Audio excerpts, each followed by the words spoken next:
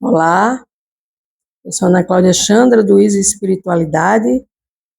Estou voltando novamente aqui à nossa leitura meditativa, a lei que rege o universo e a ética de cada um. Diálogo sobre o Dharma, Chandramukha Swami, meu mestre espiritual. Então, o Dharma o título do livro, fala que é a lei que rege o universo e a ética de cada um. Então, o universo tem sua ética. Deus também tem sua ética. Deus criou o mundo, Deus criou os universos, os multiversos, Deus criou as criaturas, Deus criou os animais, os minerais, os vegetais, Deus nos criou. Nós somos a alma, chamado de Atma. Uma centelha divina de Deus, e essa centelha divina de Deus, criada por Deus, que tem uma ética, a ética divina, a ética do Supremo, nós também devemos ter essa lei que rege a nossa ética como almas, e assim viver de acordo com o universo. Então, quando a gente não vive de acordo com o universo, com a lei do universo, que o próprio universo em si tem a sua própria lei, a gente transgride essas leis, e assim, transgredindo essas leis, nós não vamos viver em paz. E quando não há paz, onde está a felicidade?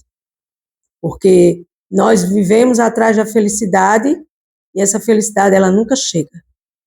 Porque nosso querido mestre Srila Prabhupada, o mestre de Bhakti Yoga, o mestre da consciência de Krishna, ele nos diz que aqui nesse mundo material não existe felicidade, existem momentos de felicidade. Tudo que acontece tem início, meio e fim, materialmente falando. Mas a verdadeira felicidade é quando você está em consciência de Deus e você está vivendo para agradar a Deus. E tudo que você faz, você coloca Deus como o prioritário de suas atividades. Você oferece seus talentos, como diz Jesus na parábola dos talentos. E quando você oferece seus talentos e oferece para Deus, você vai estar vivendo o seu Dharma. E você vivendo o seu Dharma, você vai estar cumprindo essa lei que rege o seu universo e o universo interno e o universo externo. E hoje nós vamos à leitura de qual é o propósito desta criação material, oferecendo esse trabalho a Krishna, a Suprema Personalidade de Deus, a Srila Prabhupada, nosso mestre Bhakti Yoga, e ao meu mestre espiritual, que é um serviço que eu faço para que as pessoas conheçam seus livros e conheçam sua mente brilhante, que é a mente de Deus na mente do meu mestre espiritual. Já compartilhei aqui no Easy Espiritualidade, Bondade como estilo de vida, Yoga como estilo de vida, Vivendo Srila Prabhupada, que é maravilhoso esse livro, e agora eu estou no diálogo sobre o Dharma, e virão mais e mais outros livros, porque meu mestre espiritual, ele já escreveu mais de 40 livros. Qual é o propósito desta criação material? Qual é o propósito desta criação material? Você já se perguntou? O propósito da criação material é capacitar gradualmente a alma corporificada a aprender a executar sacrifícios chamados yajnas. Ela vive, feito isso, esse sacrifício, ela vive sem ansiedades e se credencia para, após o término da existência neste mundo, claro que nós vamos ter um fim, e retornar ao reino de Deus. Então, quando a gente vive fazendo da nossa vida uma oferenda a Deus, e aí a gente vive para Deus e não para nós, a gente vai viver sem ansiedades. Ele diz aqui, ela vive sem ansiedades. Ela quem? A alma.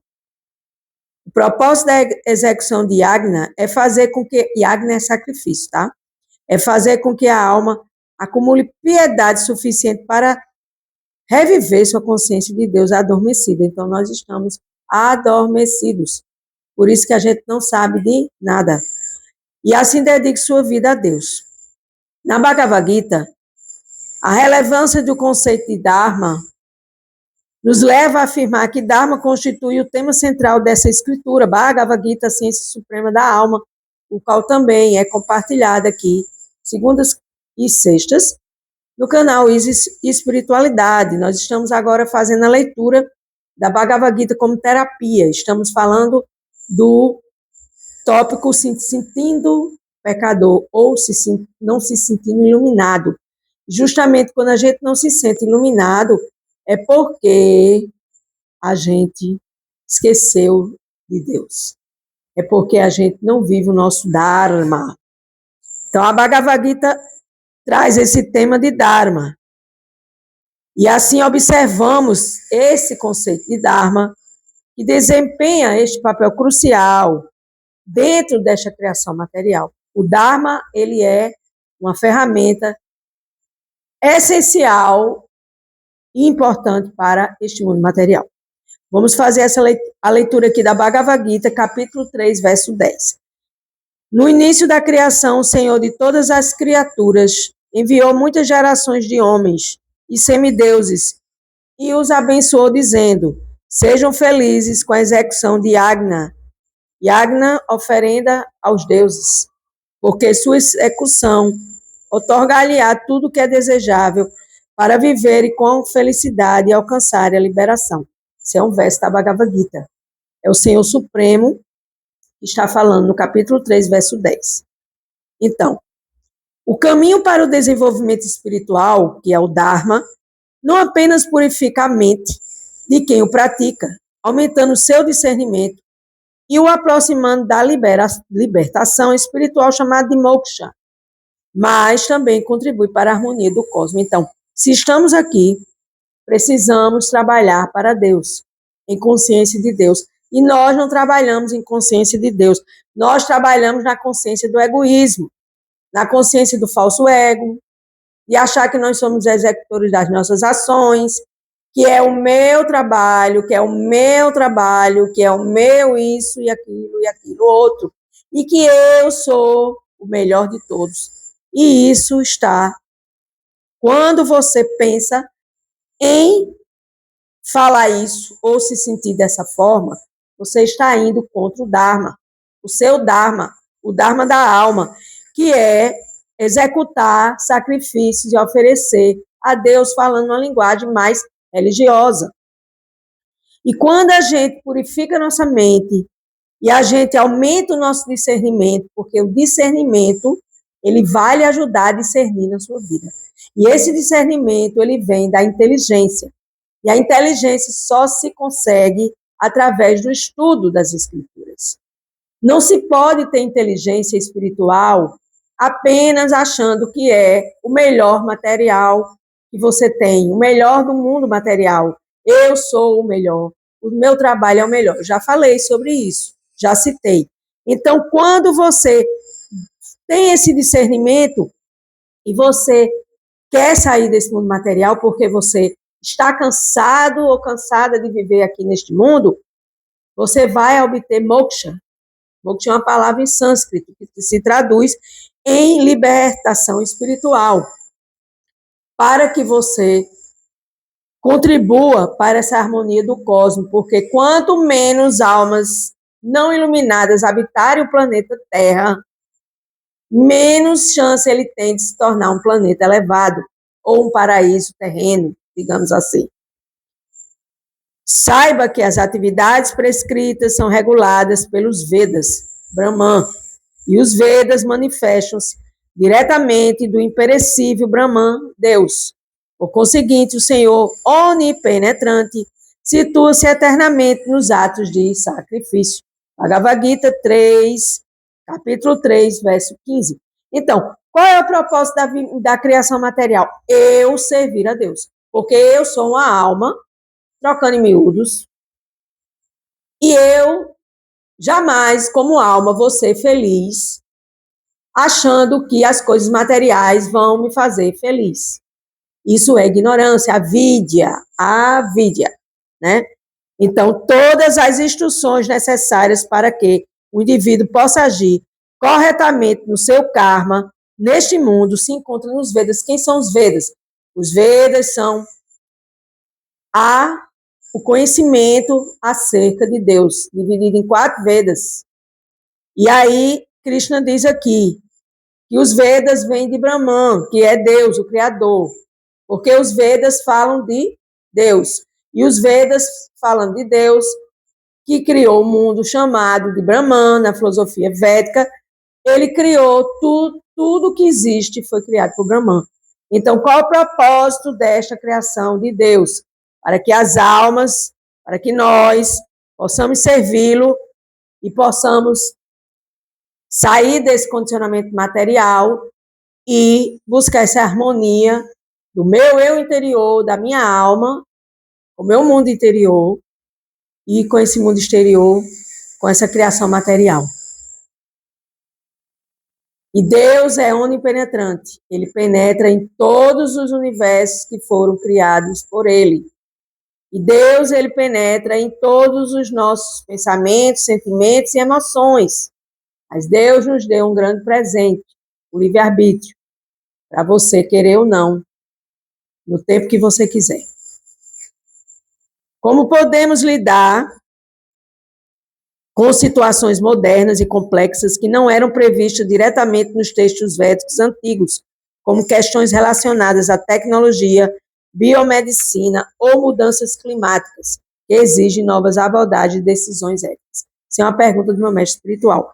Mas antes de eu fazer a leitura da resposta desta pergunta, eu vou ler novamente e vou falar aqui sobre o karma.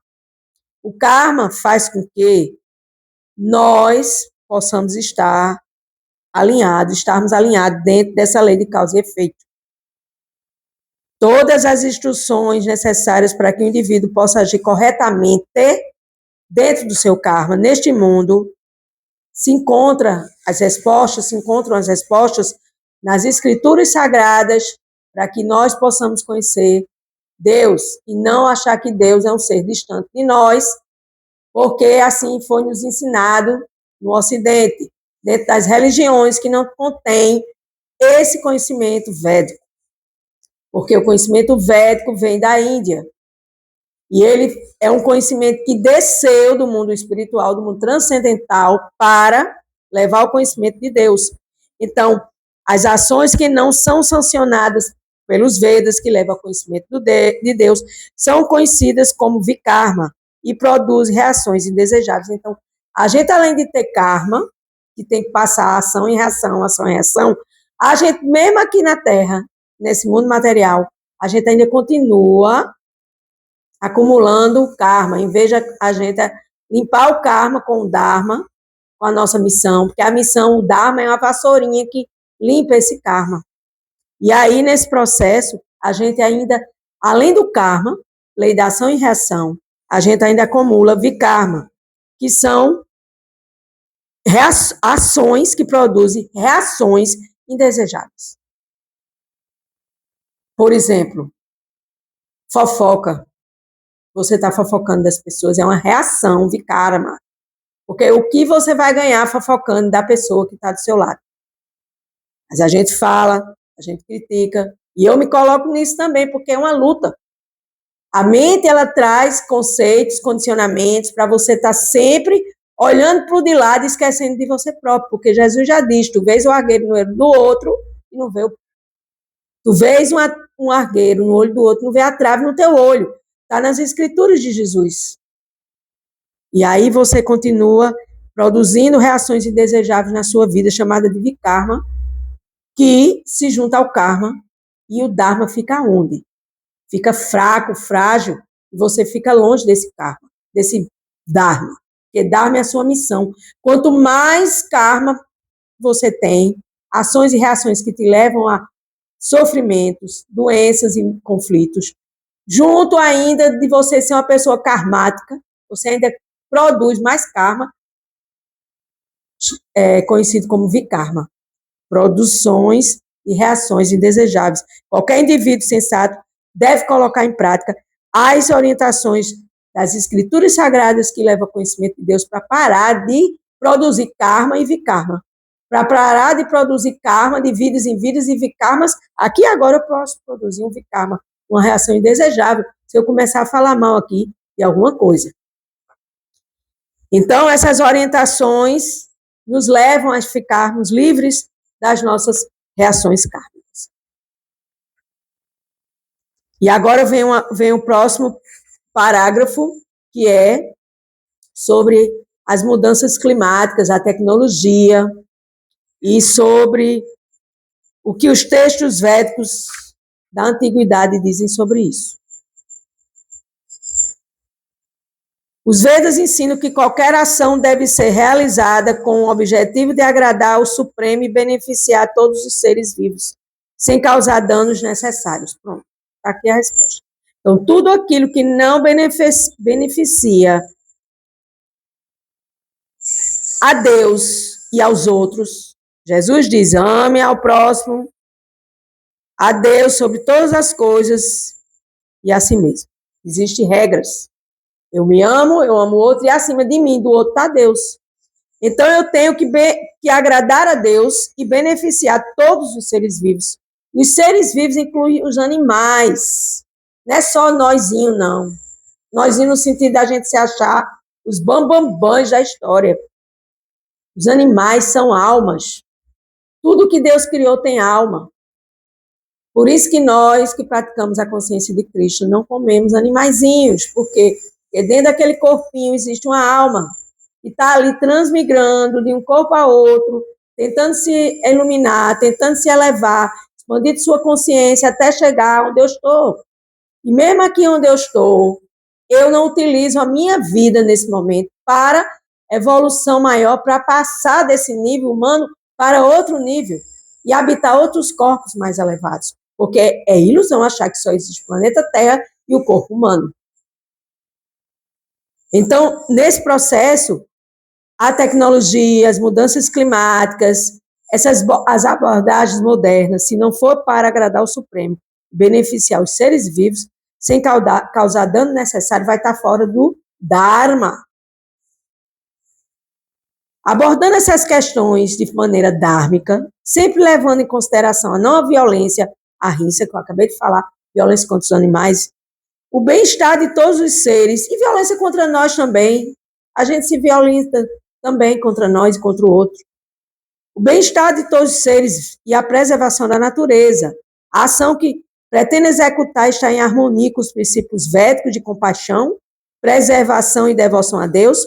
A ação que eu pretendo executar dharmicamente está em sintonia com o bem-estar dos seres vivos, todos os seres vivos, com a preservação da natureza, com a prática da compaixão, da preservação e da devoção a Deus? Isso é uma pergunta meditativa. Compaixão, preservação e devoção a Deus. Se sim, ela pode ser aceita. Se não, deve ser evitada, pois na certa já irá gerar karma negativo, que ainda tem um karma negativo. Karma negativo vem para essa vida para se tornar em karma positivo. Como é que eu transformo meus pecados, digamos, entre aspas, para a gente entender melhor? Em coisas boas, oferecendo minhas ações a Deus. Aí Deus vai, pouco a pouco, limpando essas ações e vai me dando noção do verdadeiro objetivo é eu avançar em serviço devocional a Ele, é buscar estudar os princípios que me levam a Ele, chamado aqui de Vedas, que nos ajuda a discernir, a ter o discernimento do que é benéfico, independente da era ou da circunstância. Então, nesse processo, aqui, não importa situações modernas, questões relacionadas à tecnologia, biomedicina ou mudanças climáticas, se não tiver, se essas ações não forem realizadas com o objetivo de agradar o Supremo e beneficiar todos os seres vivos sem causar dano desnecessário. Tudo aquilo que você causa desnecessariamente se transforma em karma negativo, e se você continua fazendo, falando e pensando, se torna em vikarma, que é vikarma, novamente, produz reações indesejáveis. Tudo aquilo que você faz tem que produzir reações desejáveis e que seja do agrado de Deus.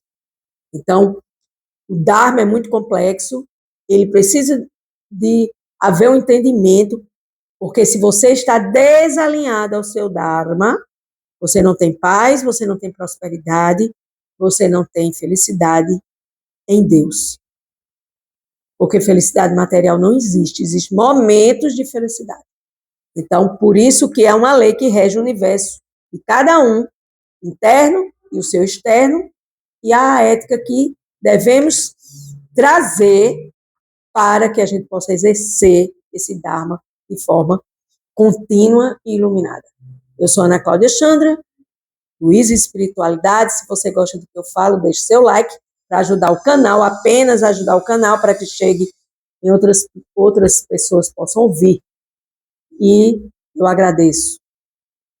E sabedoria é para ser compartilhada, para que todos possam ter o mesmo destino ou a mesma oportunidade que eu tenho de estar aqui lendo e tentando compartilhar a sabedoria, e a você que, por um acaso de Deus, a permissão de Deus, esteja escutando aqui esse trabalho, que é um trabalho que eu dedico ao serviço a Deus.